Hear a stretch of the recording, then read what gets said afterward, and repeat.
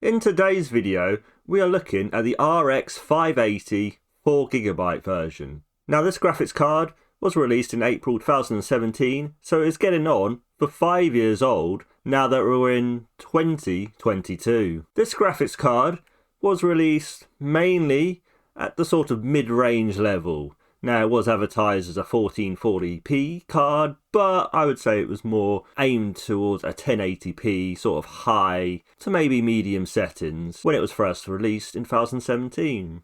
We have had a look on the channel at this card in the 2021 benchmarks. We're going to go with 2022 games here. We're going to test with pretty much the latest and greatest games. Can a 4GB VRAM card still cut it in 2022?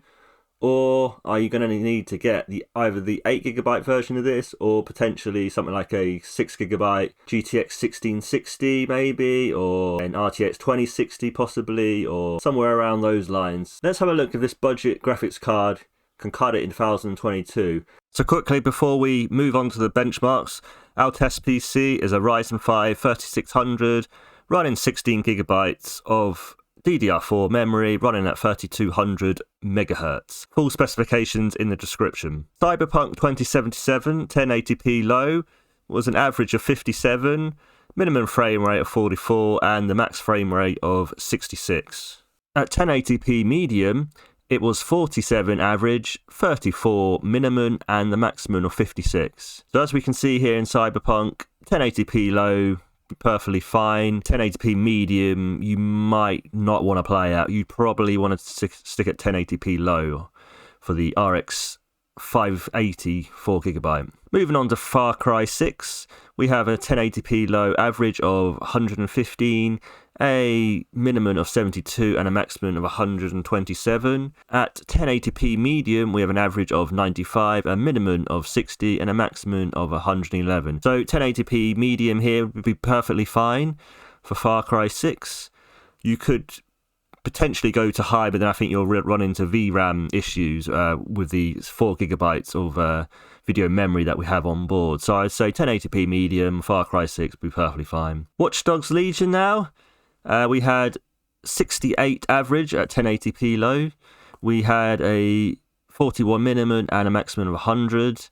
Moving on to the 1080p medium, we see 63 average with a minimum of 40 and a maximum of 89. So 1080p medium at Watch Dogs Legion is probably acceptable. However, I'd probably say 1080p low if you really want more of a buttery smooth 60 FPS, as really 60 FPS is what we're aiming for in every game, if we can. And Halo Infinite now, that was 1080p low of average of 53, a minimum of 42 and a maximum of 75.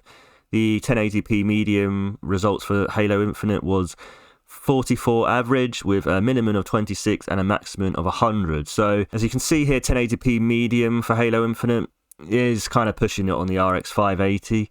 I would say 1080p low, pretty much where this graphics card is anyway.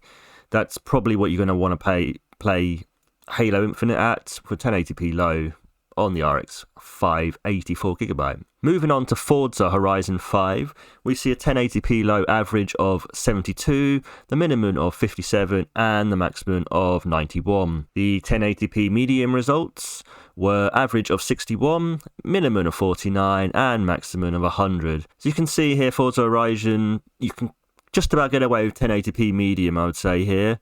But if you want that buttery smooth 60 FPS guaranteed, I would say 1080p low is again where you want to be looking for. As a review of this graphics card in 2022, yes, you can play all your modern games. However, 1080p low is probably what you're looking at. If that's all you want for your games and you're happy with 1080p low, perfectly fine. The big problem with this graphics card is currently prices are all over the place, mainly because it's a good mining card. Looking on eBay, I think they were going for around about 300 odd pounds. I personally think right now the graphics card market is just so bad. I would avoid this if you're going to pay eBay prices, but if you can get this locally for anything under £200, then yes, I would go for it. I personally paid only £140 for a RX 580 4GB and I'm very happy with it. overall, yes, this is still a relevant graphics card in 2022. So if you've got it, great. If you can get it for a good price, great. But again, I wouldn't overpay. Overall, I hope you liked this review of this graphics card in 2022.